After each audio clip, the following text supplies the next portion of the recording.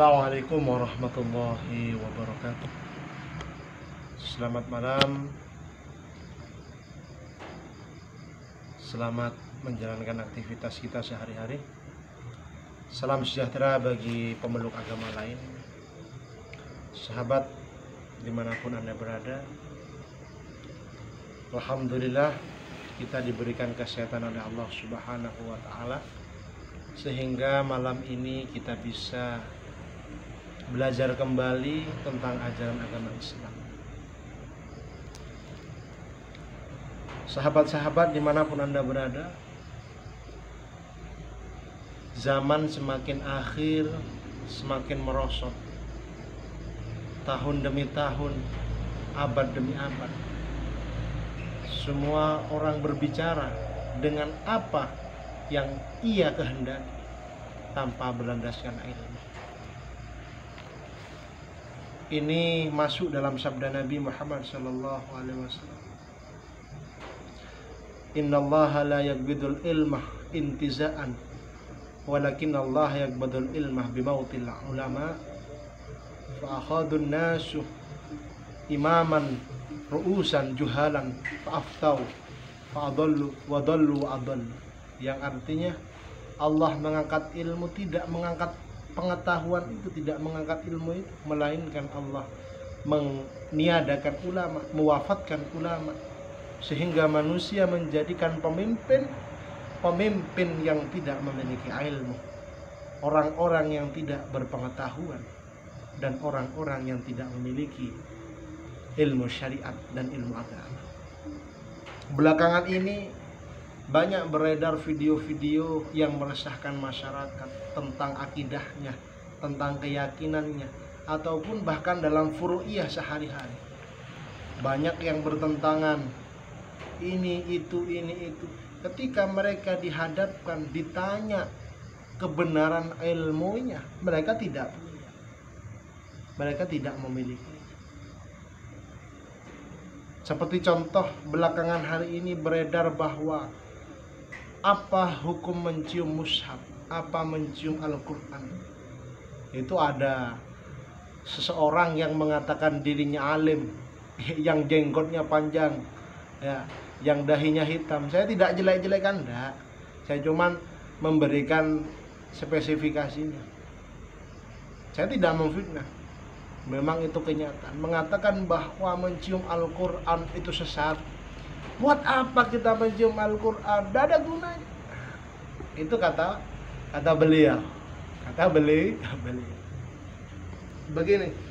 Begini kawan.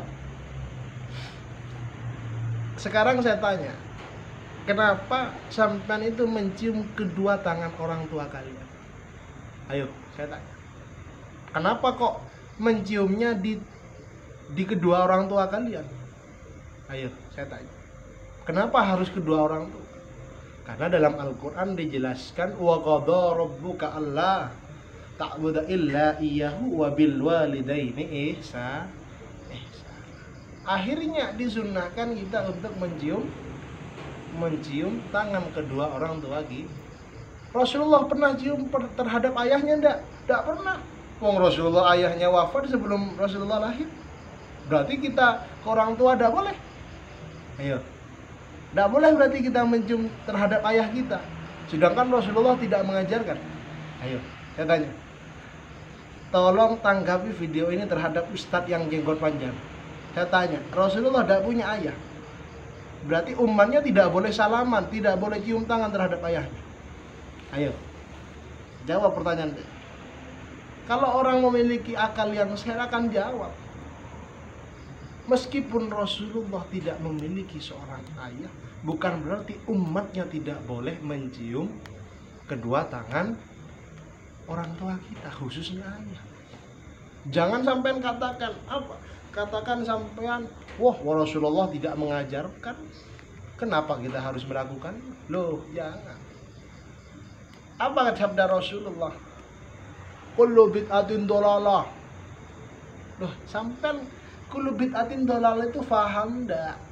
Sampean faham nahwu syarab ndak? Sampean ngaji balaghah ndak? Ngaji Alfiyah Ibnu Malik ndak? Ngaji Hudhari ndak? paham Soban ndak, paham Ibnu Aqil ndak, paham Asmuni ndak. Kalau nggak paham jangan sok-sokan pinter, jangan sok-sokan pinter, jangan sok-sokan pinter, malu tau, malu. Kenapa saya katakan begitu? Bahasa Arab itu jangan sampean pahami secara datang, secara mentah. Kita harus mengkaji. Nah sekarang kita kembali, flashback kembali, hukum mencium Al-Quran, mencium mushaf. Apa hukum? Loh kenapa tidak boleh? Kenapa tidak boleh? Apa salahnya kita mencium Al-Quran? Wong kita ke orang tua mencium, apakah kita katakan orang tua lebih mulia daripada Al-Quran? Ayo, sedangkan Al-Quran adalah kalam. Saya tanya, Al-Quran sama orang tua kita mulia mana?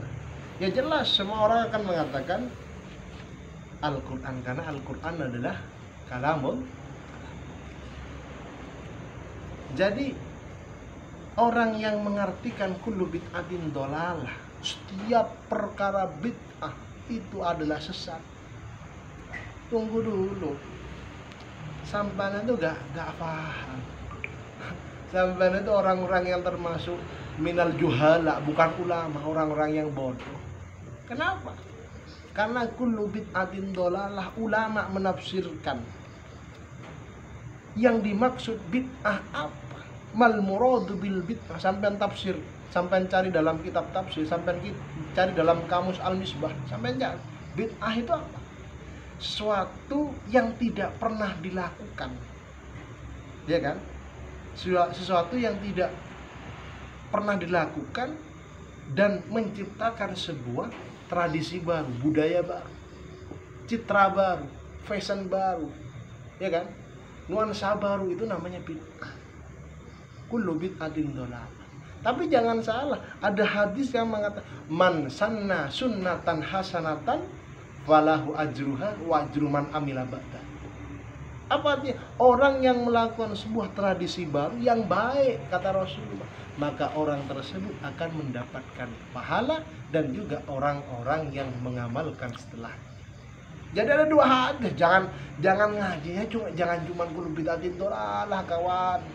Hadis itu banyak, jangan cuma ngaji satu doang.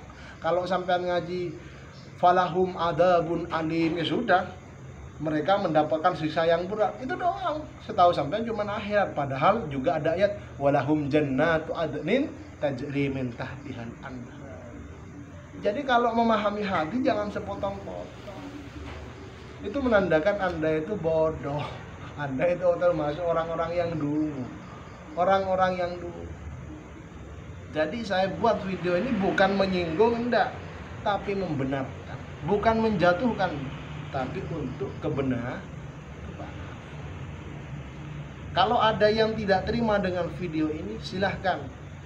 Kita buy one, kita ketemuan dimanapun Anda berada. Kalau ada yang tersinggung dengan video ini, silahkan.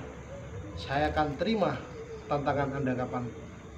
Selama kebenaran masih berkibar, saya tidak akan pernah takut untuk menyampaikan. In tansurullah yansurkum wa yusabbit aqdamakum. Hadanallahu wa yakum minal aizin wal faizin. Assalamualaikum warahmatullahi wabarakatuh.